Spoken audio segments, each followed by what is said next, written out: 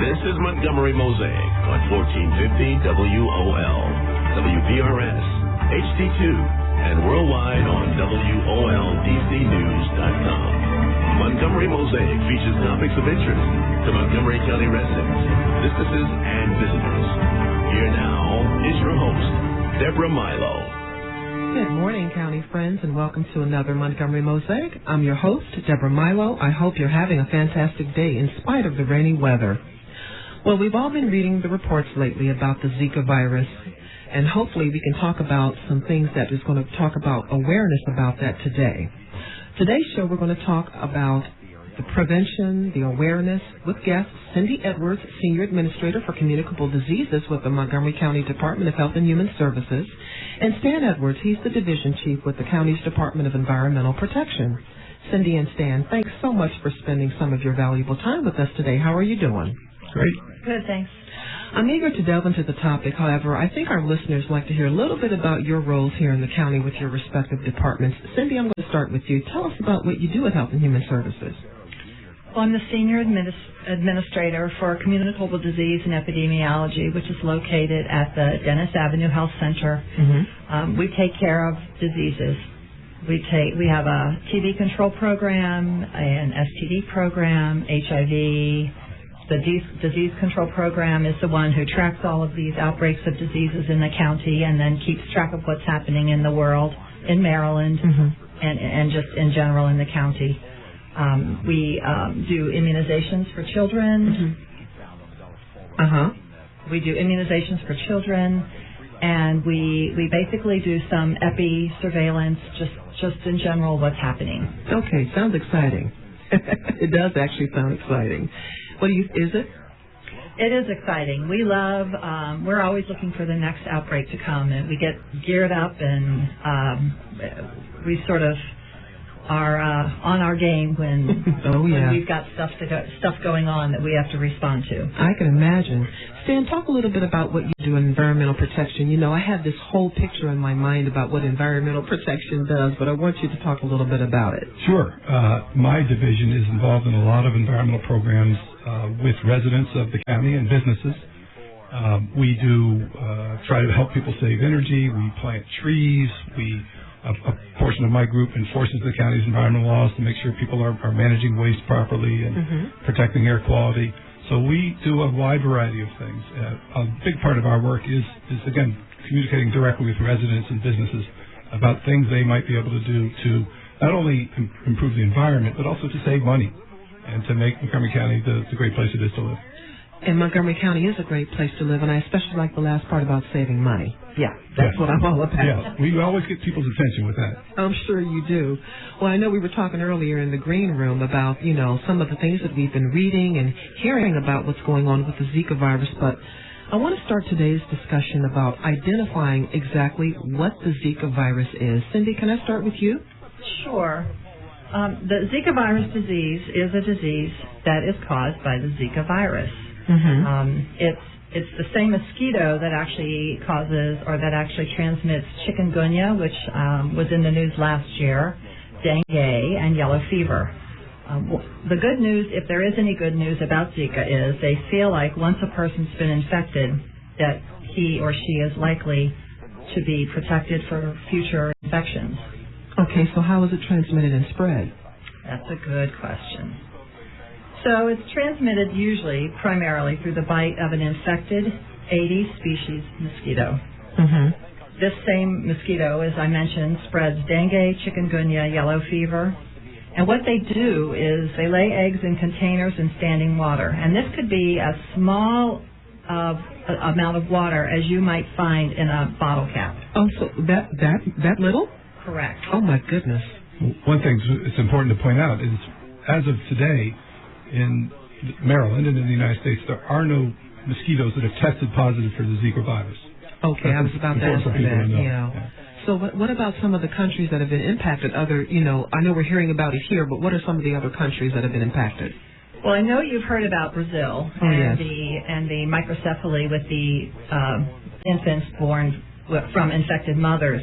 There's a lot of other countries that they're talking about in South America, Central America, and the best way to find out the countries that are affected right now is to go to the CDC's website, and that would be cdc.gov/Zika. Okay, so what kinds of information can our citizens find on that website? Well, there's information about transmission. There's information about pregnancy, what we know about Zika just in general, what we don't know about Zika, some of the information that we have about Zika, that it can be spread from the pregnant woman to the fetus. Infection during Zika is linked to birth defects in babies, which is what they found in Brazil. Yeah, we can talk about that, too, later as we move forward in the show. It sounds like the CDC website really has a lot of comprehensive information. They do. And that's a lot of information. Prevention about Zika, travel notices. That's important, too. A bunch of information. Deborah, another good source of information is the county's website. We departments throughout the county got together and developed a website that has comprehensive information about Zika and links to things like the CDC page, the U.S. Environmental Protection Agency page, and other places that are experts. But we've tried to collect as much information as we can on the county website, and that's www.montgomerycountymd.gov/mosquito or /Zika. I was just about to ask you what the website is. Would you mind repeating that? Sure. It's www.montgomerycountymd. That's all one word, no spaces. montgomerycountymd.gov/mosquito or /Zika. Listeners, thanks for tuning in to Montgomery Mosaic News Talk Radio on 1450 WOL. I'm your host, Deborah Milo, and today we're focusing on Zika virus awareness and prevention with my guests from the county, Cindy Edwards from Department of Health and Human Services, and Stan Edwards from the county's Department of Environmental Protection. So, Cindy, talk about the symptoms of Zika virus and how we can prevent others from getting sick. Well, the symptoms are pretty mild most of the time. You may have That's okay. I just blanked on that. That happens to me all the time. You can have muscle pain, headache. Sometimes you'll have conjunctivitis or red eyes. Fever. Is that okay? Now I want to make sure I understand. Is that pink eye? It looks like that. It looks like that. Yes, it does. Okay. It looks just like pink eye. An itchy rash, joint pain, but the problem with Zika is that only 20% of the individuals with Zika will have symptoms. Wait, only 20%? Oh, that's okay. That's a little scary. So I want to make sure I understand. So the 20%, are you saying that those that have it will not? The majority won't realize they have it? That's right. Okay. Can you talk a little more about that, please? Well, I think the concern is that people travel and they may have Zika. They may not be feeling sick. They may not be taking precautions. They come back to this country and they're not protecting themselves and they're not using insect repellent. If they are then bitten by a mosquito, one of the mosquitoes that carry Zika, and that mosquito has a nice, good blood meal, goes to the next person and bites, we now could potentially have spread in this country. Up to this point, we've only had travel-associated cases. Okay, and see, I want to make sure that our listeners clearly understand that these are only travel-associated cases, correct? Correct. Okay. So, Stan, let me ask you. I know that it sounds as though that the biggest culprit for this are mosquitoes. Yes. So what's the best defense against mosquitoes? So, Deborah, the best defense is not get bitten by a mosquito. So that sounds pretty easy, doesn't it? Just don't get bitten by a mosquito. Well, those of us who've lived in Maryland a long time know when you go out in the summer, the mosquitoes are around all the time. And they're around in the day now, which didn't used to be the case. I was about to say, I've noticed it. It's like sometimes they wait in packs for you to come outside. That's right. It used to be if you were out in the middle of the day, mosquitoes wouldn't bother you because we didn't have a species of mosquito that was out during the day. I see. That's no longer true now. We have a species called the Asian tiger mosquito, which it's called the Asian tiger because it has stripes. It looks like a tiger. If you were to look at a mosquito, you see little white stripes on its body, and that mosquito is out during the day. So there really is no time now where you can go out and not have a threat of mosquito biting you. So there are precautions you can take. The folks over at the University of Maryland that specialize in mosquitoes and mosquito prevention, they use the acronym BITE. We'll play on words there with a mosquito bite. And what they talk about is blocking mosquitoes from biting, inspecting our property to find out where they're breeding, treating standing water where mosquitoes might breed, which is very important. Yes, and eliminating mosquito breeding areas. I like to use bit instead of bite because I think when you inspect the property, it should also eliminate the source of water where mosquitoes might breed. But those are things you can do.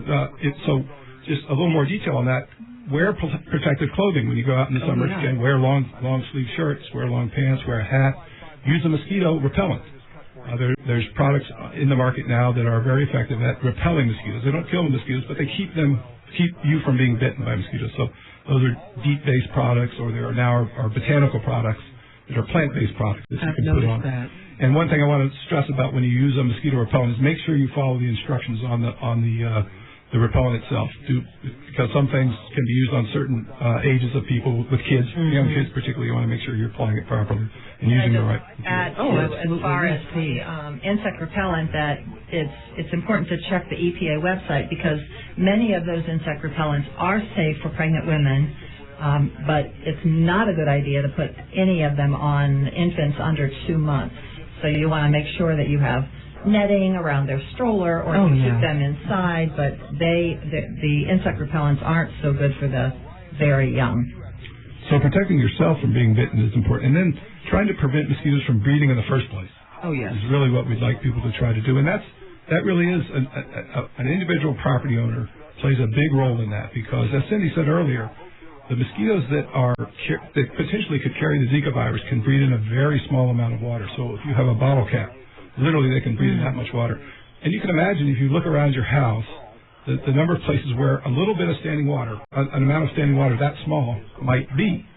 So you might have a playground out in the backyard with some kids' toys, and when it rains, those toys can collect a little water. You might have a tarp over your grill or over a wood pile, and the folds in the tarp can collect a little water.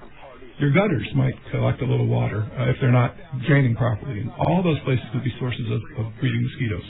You know, these are things that we don't think about on a regular basis. You just mentioned something about a tarp. Oh, I've got to really check the tarp over my grill or my patio, because that's something that will hold water. You're right. I was really interested. I read that if you have bird baths and you dump the bird baths out, you don't just dump them out. You actually have to, about once a week, scrub them to make sure that you're getting rid of all the larvae that may be on the side. Right. Is that right? Right, that's right. So you want to make sure, if you empty something, you kind of scrub it out to get eggs and larvae that are in there that can, when more water comes in, they can reinvigorate, I'll call it. So that's important. Yeah, Deborah, your point about we don't think about these things is a good one. I was in my backyard over the weekend getting my vegetable garden ready for the summer. I'm looking forward to a big harvest this summer, and I'm looking around my own yard, and I've been involved in this issue for a number of months. I'm looking around my own yard thinking about all the sources I have in my own yard where mosquitoes might be able to breed, and I hadn't really given it a good thought until I really got involved in this subject. So. When you said something about a bird bath and about the tarp on the grill, though, that struck a chord, because I have both, and so that's something I'm going to have to remember when I get home. Right. Well, folks, when we come back, we're going to talk more about fighting the bite, protecting you and your family against the Zika virus. You know, it's really important, so I really hope that you're leaning in to listen to us this morning here on Montgomery Mosaic on 1450 WOL. When we come back, we'll talk further about this very important issue, so don't go anywhere. See you soon. 1450 WOL. Good morning. This WOL Traffic Update is brought to you by Benjamin Moore Paint. Still looking at that emergency pothole repair on the Beltway Outer Loop northbound after reaching Marlboro Road before Central Avenue. 2 center lanes closed right now and slowing you down from Allentown Road to get past it. Montgomery County, my brother's keeper. Don't go anywhere. We'll be right back. 1450 WOL. Good morning. This WOL Traffic Update is brought to you by the Foundation for a Better Life. It was an accident on 16th Street Northwest near Belmont Street. Look for police on the scene. Southbound 295 is slow from Burroughs Avenue down to Pennsylvania Avenue. Accident Eastern Avenue between Minnesota Avenue and Kenilworth Avenue near Olive Street, with police still on the scene at that one.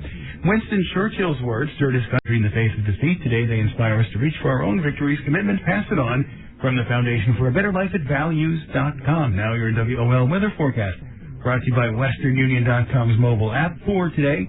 Sunny, a high near 60. Clear overnight tonight down to 41 for low. Tomorrow sunny, a bit milder, a high near 64 degrees.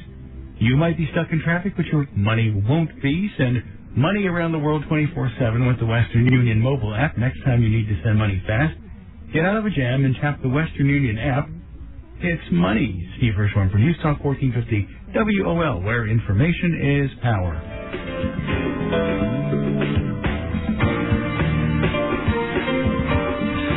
Welcome back, listeners, to Montgomery Mosaic here in beautiful downtown Silver Spring. I'm your host, Deborah Milo, and before we went to break, I had the opportunity to have Michelle Taylor, a steering committee member from the Montgomery County My Brother's Keeper, and now we have the privilege of having Elijah Wheeler with he's actually the coordinator for the My Brother's Keeper in Montgomery County, and when he walked in, we were just surprised to see him because the man is running from one meeting to another. So, Elijah, welcome to Montgomery Mosaic. Thank you. Appreciate it. No problem. We thank you for coming on today's show. And, of course, I have to start with the life question is what I call it. And I talked to when Michelle was here earlier, I talked to her about that as well. What motivates you to work in the youth justice reform? Well, I think it, on some level, is somewhat inherent for me. Being born and raised in Cleveland, having the opportunity to have... We're not going to have that conversation. Yeah. I know you're a native Columbus resident. So, we'll talk about that later. Yeah, definitely. But, having worked in this realm one way or another throughout my professional career, starting off first, having done some social work back home, then transitioning into education, teaching alternative and special education, primarily to youth of color, and seeing the disproportionalities there, I think, is kind of what laid the groundwork for me to get to this point now. Of course. I can understand that, believe me. So let's talk specifically about My Brother's Keeper and its mission. Definitely. So, My Brother's Keeper, and I think Michelle gave somewhat of a background, and Deborah, I heard you earlier kind of give the overview. Yes. Is meant to create opportunities or pathways to success for young men and boys of color. Now, we've done something a little different here in Montgomery County. We've expanded that to young women and girls of color as well, too. Oh, I see. Because if you look at the statistics or the data, it bears out that they're facing some disparate treatment as well. And if we're going to talk about treating or dealing with the entire community, I think it's important to keep everyone in mind and not just one segment. But there are 6 milestones, which are essentially ensuring all youth enter school cognitively and socially and emotionally ready, ensuring all youth read at grade level by 3rd grade, ensuring all youth graduate from high school, ensure all youth complete post-secondary education or training, ensure all youth out of school are employed, and ensure all youth remain safe from violent crime. What we've done here in Montgomery County is based upon the data largely compiled in Michelle's report that she spoke to earlier, was focused in on, or decided to focus in on 2 specific milestones, which are ensuring all youth graduate from high school and ensure all youth remain safe from violent crime. Those were 2 issues that we found via the data, and also from the feedback that we got from the youth were the 2 issues that impacted them the most, that they were most highly concerned about. There's an old saying, not about us, without us. Not without us, and that's right. So I thought that it was very important, the work that Michelle did, and the way that she did the research by having youth go out and speak to their peers around these issues. That was especially impactful in my opinion, because very rarely, unfortunately, going through school, Survey Monkey was something that was not definitely an option. But of course, having the young people do that, I thought was very impactful. Definitely. So talk about what it took to accept President Obama's challenge. Well, it didn't take much. We essentially went to County Executive Leggett and said, "Hey, this is something that we need to do. We're already doing the work, so to speak. But let's get it on paper and say that we accept this challenge and want to put it out there for everyone else." Also as a means to look at our partners, locally, Prince George's County and Washington, D.C., and say, we know that we're all doing the work, but let's accept the challenge that the president has laid out. Typically what we see with these kinds of missions is that there's some money or financial promise that's put out first, and then people kind of gravitate to it. But what was different this time with President Obama was that he said, look, I'm not going to necessarily promise you money beforehand. I want to see that you have some skin in the game first and that this is really important to you and your jurisdiction, and then we can talk about money down the line. Because that's the kind of man he is. Exactly. I get exactly. that. Put up or shut up. Put up or shut up. That's right. This is Montgomery Mosaic on 1450 WOL with your host, Deborah Milo. Today's topic is about the Montgomery County My Brother's Keeper, and my guests are Elijah Wheeler and Michelle Taylor, and we're having a fantastic discussion about this, listeners. So I hope you're keeping up because this is real and this is important. So talk about some of the critical issues facing African American men, and now you said girls as well, and how My Brother's Keeper is helping. Let's start with the young men make better life choices. Well, I think that one of the most critical issues that we're seeing here in Montgomery County, as well as nationally, but specifically here in Montgomery County, is lack of educational engagement. Yes. When we start talking about things such as the achievement gap, which I'm not a really big proponent of, that phrase that's used, I don't believe that there's an achievement gap. I think there's an opportunity gap for our young men and boys of color. We see that as being a really critical issue. When you have young men and boys of color who attend schools with teachers and staffs or administrations that do not look like them, that are not representative, demographically speaking, of communities that they're familiar with. That's a problem. It is a problem. Michelle and I just talked about that. Yeah, that's a big issue. And that's not to say that MCPS is not a good school system. It's great. Obviously, statistics bear that out. We're always in the top 5 nationally every year, as in terms of public schools in the nation and that kind of thing. And that's all well and good. But when we start looking at things such as suspension rates and rates of arrest, and we see that overwhelmingly, even though our young men and boys of color only make up around 19% of those students in school, however, they account for close to 75 to 80% of those who are arrested and or suspended. That's a big issue that we have to address. That's daunting. It is, but we can no longer continue to turn a blind eye to it and act as if it's not happening. There are some issues of institutional and systemic bias that still exists in 2016 that we have to address and have some real honest conversations about. That's right. Otherwise, we'll be having these very same conversations another 16 years from now. And we don't want that to happen. Not at all. I want to talk about the upcoming event. Let me shift gears here just a bit. I want to talk about the upcoming Community Day of Action. What's the goal of the event? Well, the goal is, A, to get everyone in the same place. Typically, when we do this kind of work, we see that it's done in silos. Montgomery County is huge. Yes. And certainly, I don't think there's a shortage whatsoever of resources, but there's a shortage of collaboration, and that's the issue.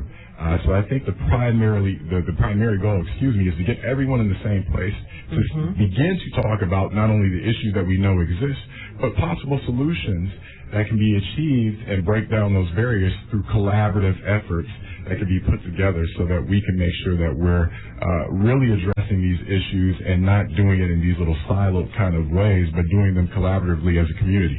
I think it's also an opportunity to get community members there. Absolutely. A lot of times what happens is that, we get ourselves in the room, those of us with titles that sound really important, and we sit around these tables and we talk about them. Michelle, I just talked about that.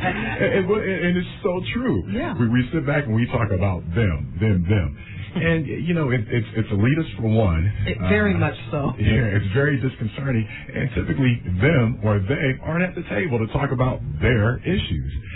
So this is an opportunity for them, those other folks, those young people in the community, to be at the table with us as we start to propose solutions to some of these barriers.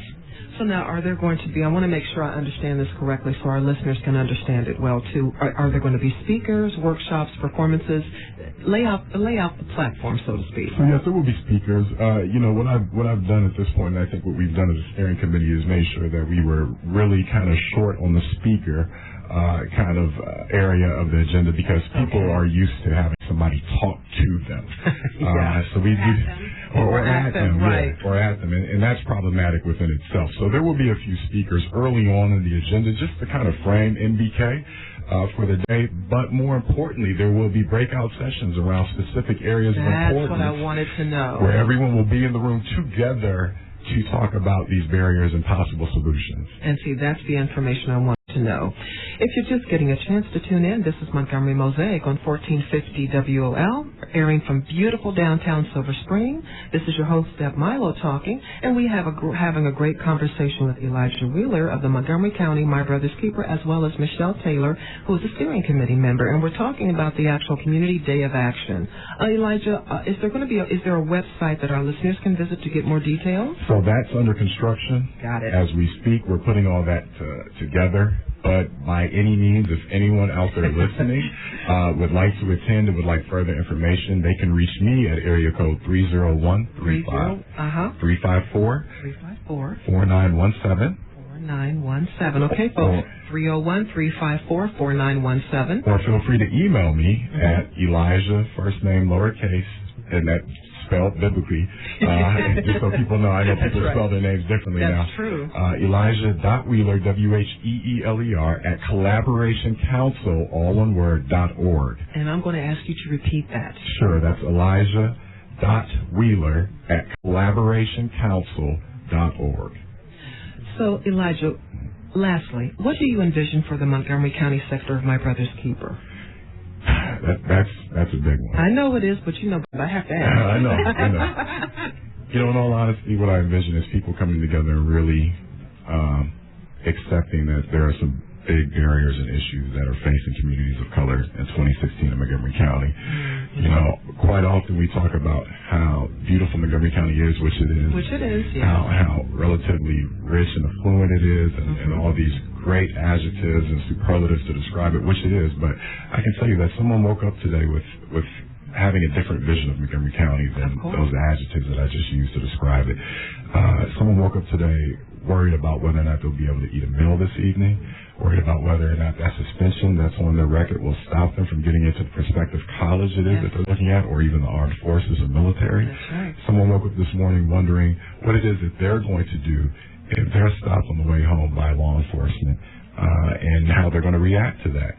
And so this is the reality, folks, in 2016 for communities and people of color. And so what I envision for MBK is that we can honestly come together and say that this is an issue, and we've got to do something to address it. Well, Elijah and Michelle, this has been so insightful, and I can't thank you enough for spending some time with us today and talking about My Brother's Keeper. County friends, that's all we have time for today, and I'd like to thank both my guests for coming, and of course, thank you for sharing a part of your day. Now listen, don't forget to check out the Community Day event on April 30th at Clifton Park Baptist Church in Silver Spring. And Elijah gave his phone number as well as his email address. Don't forget to tune in again next month for another Montgomery Mosaic on 1450 WOL, WPRS HD2, and worldwide on WOLDCnews.com. Till next time, County friends, make it a positive day. 1450 WOL.